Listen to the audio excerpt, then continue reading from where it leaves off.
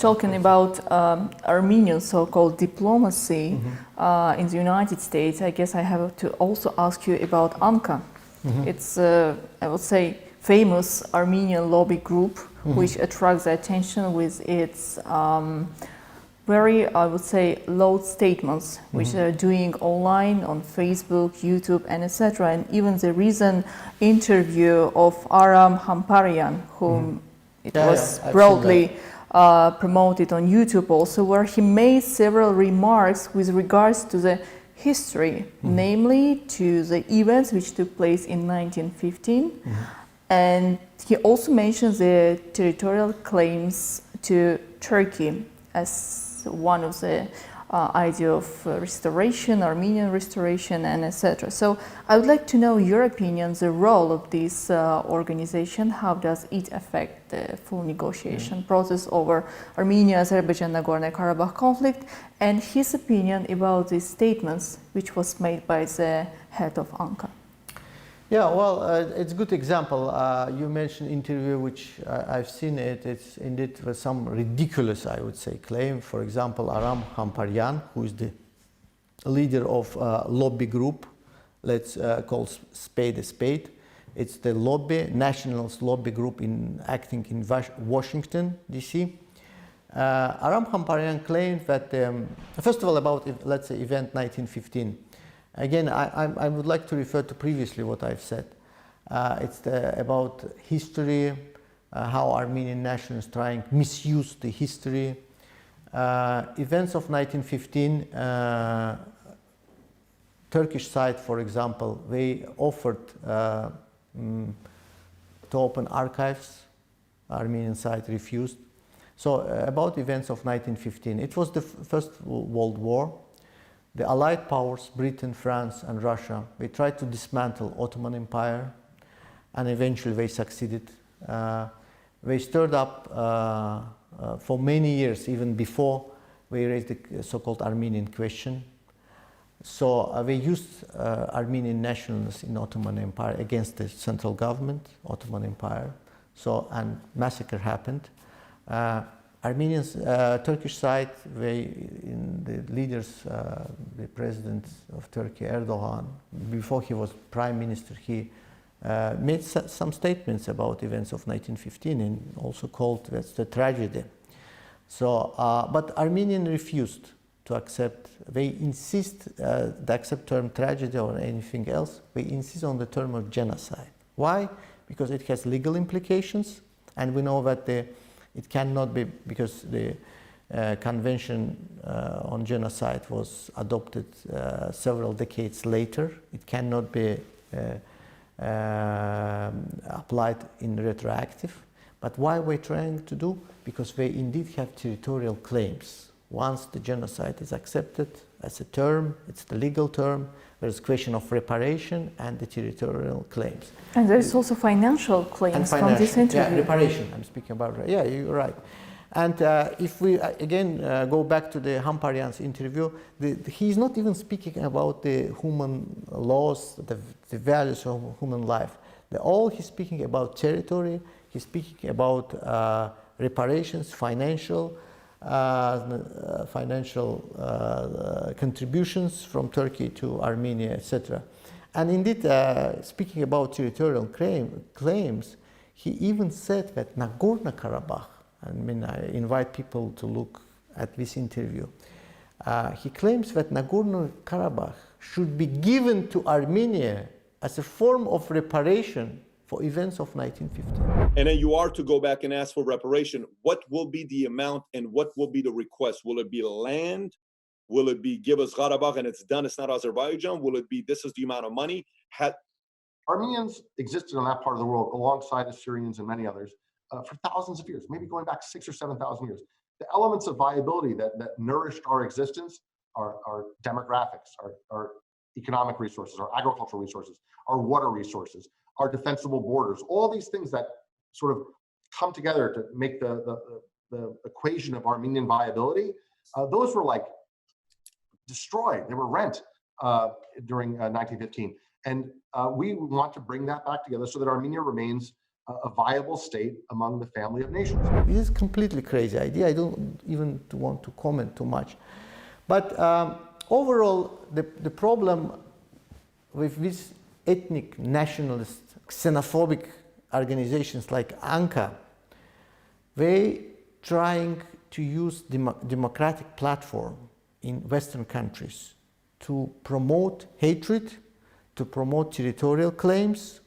We're using American system with elected officials, and I would say corrupt elected officials, because those American elected officials were a few who supports Armenian cause, Polone, Adam Schiff, and some others. They elected to guard the interest of American taxpayers, to guard the interest of America as a whole, as a country, as a foreign policy, not some small ethnic groups which has quite narrow nationalistic agenda, has territorial claims to several other countries. It's not only about Azerbaijan, it's about Turkey. Exactly, it's not only about Azerbaijan, Yeah. but there is a claim also to Turkey and probably Georgia even, because Yes. you mentioned Black Yeah. Sea. By the way, there is some interesting study that in 1980s, Armenian nationalists was considering what they should start first, the claim towards Azerbaijan, Nagorno-Karabakh, or to Georgia, because we have what they call Javahetia. It's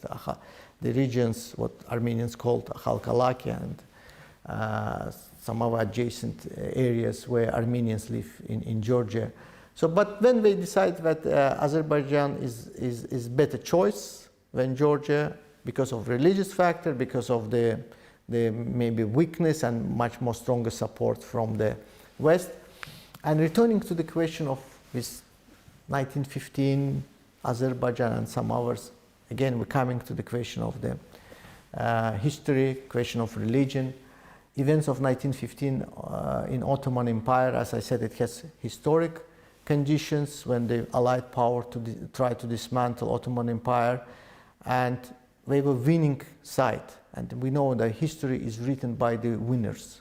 So that's why the events of 1915, written mostly by winners, French, British, American scholars, in one way. By the way, speaking about whether it's fact or disputed the moment in the history, I would like to refer to the case in European Court of Human Rights, the Perenchek versus Switzerland. The European Court of Human Rights said that the events of 1915 is the legitimate subject of discussion, and one view cannot be imposed on the public, on historian, on media. But there is big stigma against Ottoman Empire, also because it has some historic conditions. If we look at all these empires, British, French, Russian Empire, Austro-Hungarian Empire, Ottoman Empire, I mean, empires it's the kind of closed page of history. They gone. I mean, most of them gone, I would say. But again, Western powers were fighting against Ottoman Empire, and they have this religious prejudice. But if we look at the Ottoman Empire, at the structure, the government, I would say that Ottoman Empire was not worse than the other empires, even better. Let's recall that the Ottoman Empire gave shelter to many Jewish refugees running from the Spanish Inquisition in 15th century. And overall, I would say the Ottoman system of governance maybe, comparatively liberal to the British or French colonizers, or look what the Spanish colonizers and the British colonizers did in North and South America. But again, it's the question of the stereotype, it's the question of Orientalism, it's the question of history, which is well manipulated by Armenian nationalists. From our conversation, I can conclude that Armenia is not going to change its position. And if we look at the negotiation process at the moment, because this is the main question of our conversation today on how the process is going now, it stopped. Mm-hmm. There is no progress, and the position of Armenian government, from your words I can conclude, is not much clear. So I would like to know your opinion, what else Azerbaijan can do to proceed this negotiation process? Probably there are some ideas on how to move it forward, and overall, if we talk about negotiation process, on what exactly Azerbaijan should focus on in near future? Yes, first of all, we have some documents on the negotiations table. They called Madrid Principle. They should be continued, the work on this implementation. And Madrid Principle stipulates some concrete steps what should be done. First, the liberation of territories around Nagorno-Karabakh, opening communication lines, and etc., etc.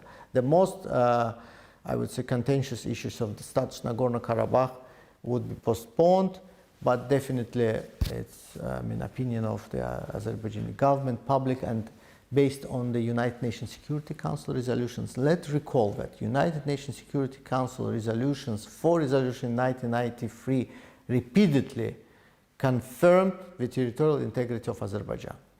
But I would say, before going into that deep into the situation around Nagorno-Karabakh region of Azerbaijan, there are some other occupied territories, and that situation should be resolved. The occupied military forces should be withdrawn from the occupied territories of Azerbaijan.